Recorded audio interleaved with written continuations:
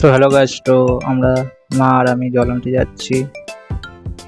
বাবা তারা তখন বসাচ্ছে, তোমার দেখাচ্ছে আমরা কোথায় জল আনতে যাই।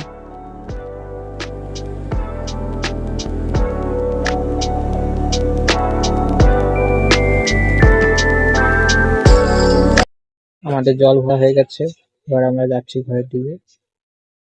তোমাদের দোকান রাস্তা দেখাচ্ছি, দেখো তোমরা।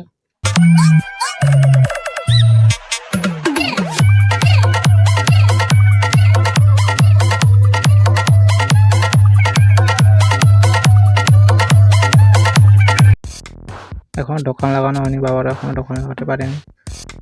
আমরা জল নিয়ে চলে এসেছি। আমরা এখানে জল ধরি, এখান থেকে ওই যে ড্রাম আছে সেখানে জল ভর্তি আমরা জল তোলা হয়।